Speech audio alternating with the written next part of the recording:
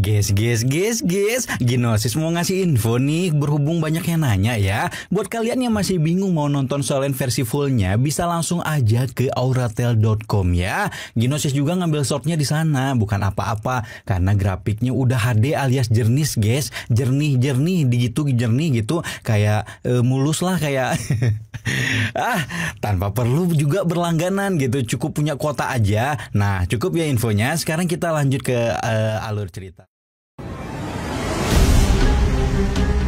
Sup guys, selamat pagi, siang, sore, malam buat seluruh subscriber Cakra Diva di seluruh dunia dan akhirat. Selamat datang kembali di channel yang akan selalu memberikan pembahasan-pembahasan seru seputar Donghua agar bisa menemani hari-hari kalian yang penuh suka dan duka.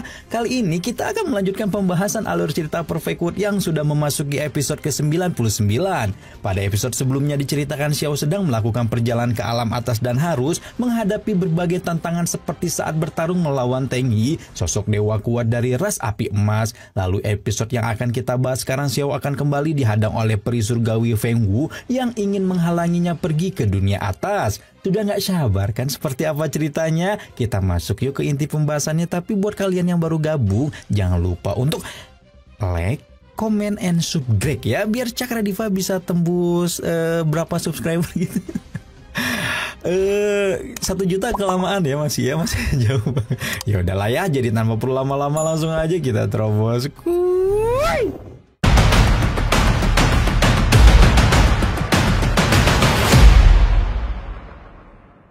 Pertarungan antara Xiao melawan makhluk tinggi dari dunia atas belum berakhir begitu saja meski tubuh Teng Yi semakin melemah. Dalam keadaan sempoyongan itu, Teng Yi yang telah melakukan kultivasi bertahun-tahun mencoba bertahan hingga membuat Xiao memasang sikap waspada. Sementara itu orang-orang di sekitar mereka dibuat takjub dengan pertunjukan tersebut karena kedua belah pihak saling mengeluarkan kekuatan yang membagongkan. Dan betapa tertegunnya Xiao ketika melihat Teng Yi ternyata masih menyimpan kekuatan rahasia ilahi yang berbentuk vas bunga dari rasnya.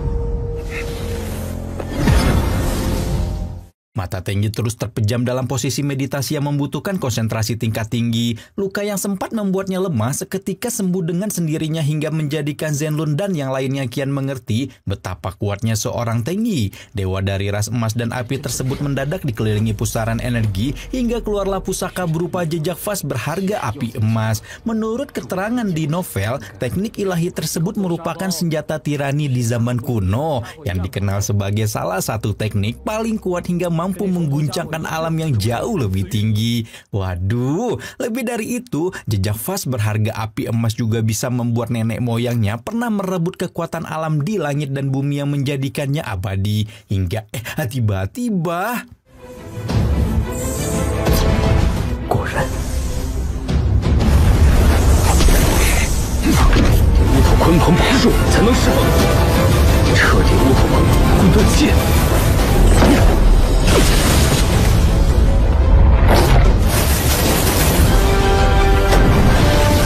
释放的混沌气，阴阳逆反。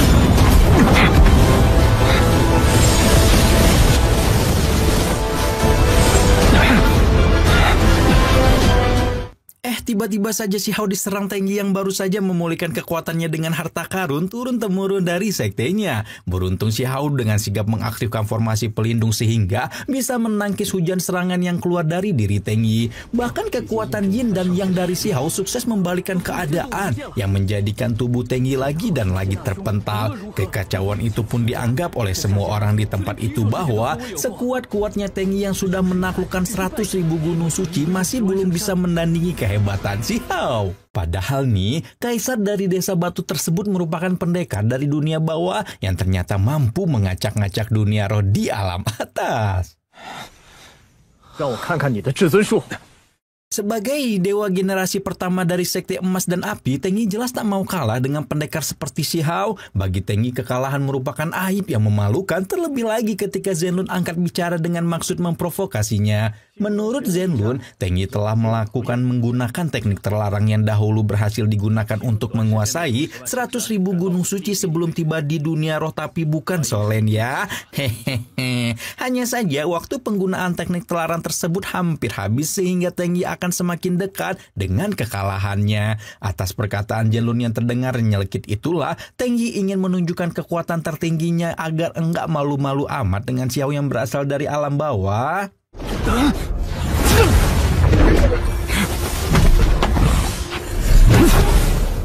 Serangan terakhir tersebut ternyata hanya teknik untuk mengalihkan perhatian Xiao agar Tengyi bisa kabur melalui gerbang emas. Kaburnya dewa yang selalu bermeditasi di sebuah danau tersebut seketika membuat Xiao menganggapnya sebagai pecundang karena tidak mau baku hantam dengan kekuatan tertinggi. Akan tetapi, ejekan Xiao tersebut ditanggapi oleh Zenlun yang memperingatkannya bahwa cepat atau lambat Tengyi pasti akan datang kembali untuk balas dendam dengan kekuatan yang jauh lebih dahsyat. Dan emang dasarnya Xiao ya, bukannya takut, ia malah semakin tertantang dan gak sabar untuk melakukan pertarungan yang lebih besar melawan Tengyi. Namun daripada menunggu Tengyi kembali, Xiao malah ingin menantang Zhengu yang merupakan kakak kandung Zenlun.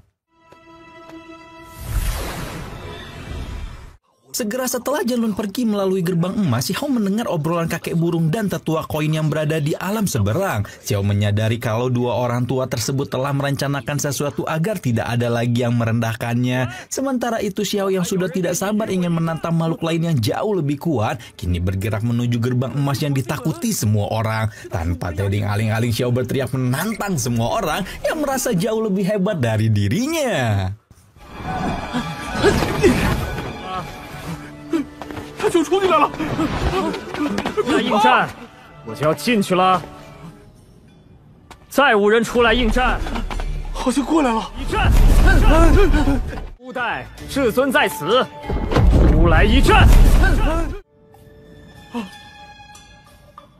Ternyata gerbang emas terlarang yang nekat diterobos Xiao membawanya ke alam roh yang memiliki pemandangan indah, namun lebih indah dari sekedar kata. Tatapannya melihat bahwa keberadaan roh abadi di alam tersebut lebih cocok untuk meningkatkan level kultivasi daripada roh yang ada di alam Dewa Void. Kedatangan Xiao pun disambut oleh ketakutan para penghuni tempat tersebut karena setelah 10.000 tahun, alam roh kembali didatangi makhluk jahat yang menakutkan bagaikan setan.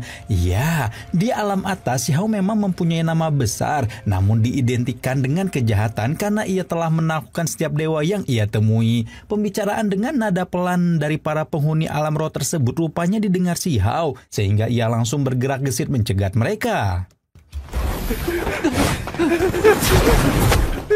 Dua orang penghuni alam roh benar-benar ketakutan ketika melihat keberadaan Xiao di tempat terindah semacam itu. Dalam keadaan tubuh gemeter, keduanya menakut-nakuti Xiao bahwa para master di sana pasti akan segera tiba untuk memberikan bantuan. Akan tetapi ancaman itu tidak membuat Xiao mundur sejengkal pun dan justru semakin menjadikan lawannya ketakutan.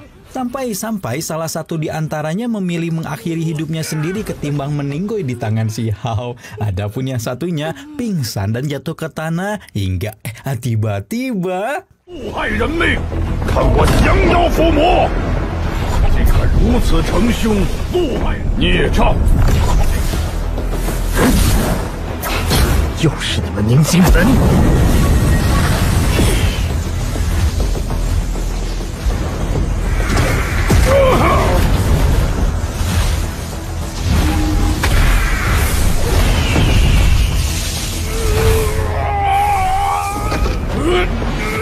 Rupa-rupanya serangan mendadak itu datang dari makhluk mangkuk sedekah yang merupakan ahli tertinggi Sekte Barat. Xiao enggan membuang-buang waktu sehingga ia langsung memberi serangan balasan lewat teknik sponik yang ia kuasai. Dalam sekejap Xiao sukses menaklukkan mangkuk sedekah sebelum akhirnya dikejutkan dengan sebuah keributan dari makhluk-makhluk yang ada di sekitarnya. Mereka lari ketakutan karena merasa dunia atas telah disusupi kejahatan besar. Keadaan itu jelas membuat Xiao bingung karena perjalanan yang niatnya penuh kedamaian malah berubah menjadi kekacauan. Namun menurut mangkuk sedekah yang kini tak berdaya di tangan Xiao, suami peri Yu Chan tersebut belum layak untuk menerobos alam atas yang penuh dengan kekuatan misterius.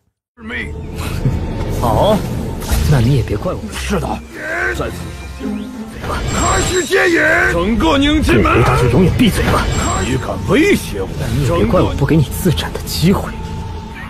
Mangkuk sedekah tersebut awalnya ingin mengusir Xiao agar pergi saja dari dunia atas yang penuh dengan makhluk kuat. Akan tetapi Xiao malah ingin mengetahui rahasia di balik dunia roh dengan dunia fisik yang saat itu terpisah ruang dan waktu. Jadi ternyata Xiao yang sedang berjalan di alam roh merupakan wujud spiritualnya yang sepintas mirip dengan wujud fisiknya yang ada di dunia bawah. Itulah sebabnya mangkuk sedekah tidak bisa membawa fisik Xiao ke alam tersebut hingga tiba-tiba lagi...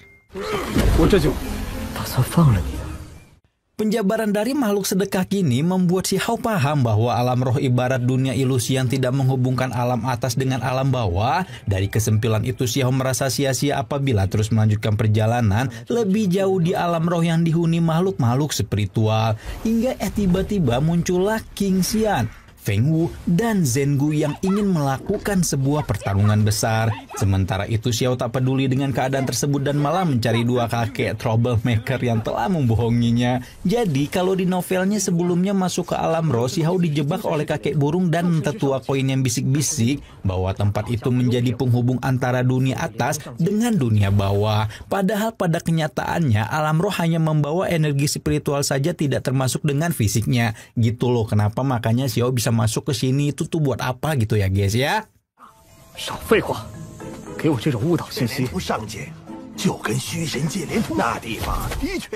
Kedua kakek yang ditemuinya di alam Dewa Void benar-benar terus memberi informasi hoaks kepada Xiao sehingga ia terjebak di tempat tersebut. Kakek burung dan tetua koin selalu melakukan perbuatan licik demi mendapatkan harta karun yang bisa membuat kekuatan mereka abadi. Setelah sukses menghindari kemarahan Xiao, dua kakek merasa lega karena bisa selamat dari kekuatan besar yang bisa meledak-ledak dari seorang kaisar desa batu. Hingga tiba-tiba Feng Wu si peri surgawi datang lagi bersama dengan King Xian dan Zhengu untuk mencari keberadaan Xiao.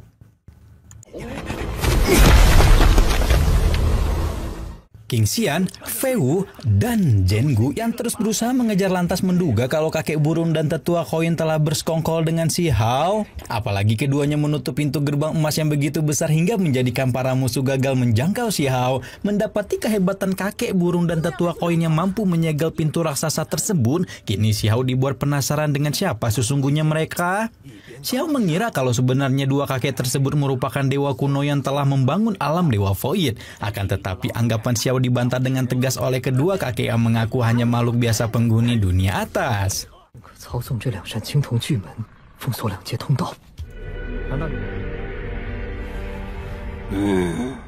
Mendapat pertanyaan dari Xiao yang terasa menyudutkan membuat kedua kakek mengalihkan topik pembicaraan karena enggan membongkar rahasia identitasnya. Kakek tersebut menganggap identitas tidaklah penting karena saat ini yang paling urgent adalah harta karun buku perunggu yang teramat berharga. Tanpa menunggu lama, tetua koin mengeluarkan sepotong buku perunggu yang langsung disambut baik oleh Xiao.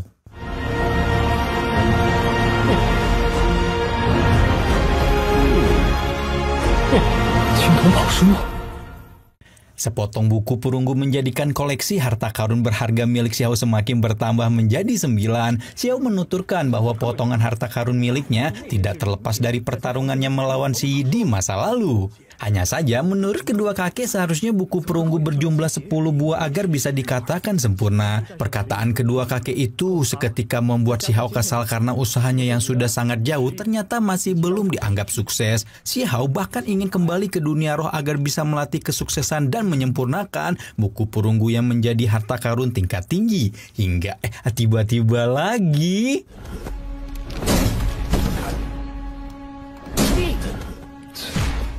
tiba-tiba saja pintu gerbang yang telah disegel oleh kedua kakek bergetar hebat yang membuat Xiao terperanjat. Rupanya getaran tersebut muncul dari serangan yang dilakukan peri surgawi dan teman-teman yang penasaran dengan kehebatan Xiao.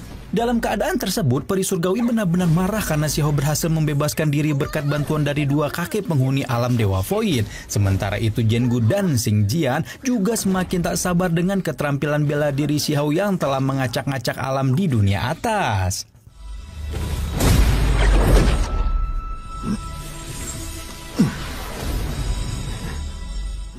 Dari alam roh tersebut, Xiao kembali ke dunia nyata ketika fisik aslinya sedang melakukan meditasi dalam keadaan mata terpejam. Di istana kekaisaran tersebut, Xiao segera memanggil Raja Perang Peng Nine untuk menanyakan bagaimana perkembangan Qin Feng yang diproyeksikan untuk mewarisi tahta kerajaan batu. Namun menurut Peng Nine, tampaknya tahta tersebut masih harus diemban oleh Xiao lantaran calon penerusnya dianggap masih belum terlalu kuat. Saat itulah Xiao mengatakan kepada ajudannya bahwa ia akan menyelenggarakan rapat besar kerajaan untuk menentukan pilihan apakah ia akan terus melanjutkan perjalanan ke dunia atas atau tetap bertahan demi kekaisaran batu.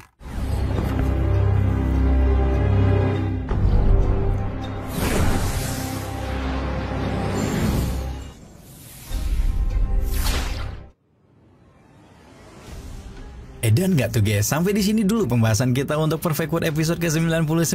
Minggu depan kita akan masuk ke episode 100 yang bakal mengisahkan taktik Xiao berikutnya untuk menjaga desa batu dari segala macam mara bahaya. Sebagai penutup nih, tetap semangat bekerja dan jangan lupa bayar pajak meski dipakai foya-foya sama yang ada di sana.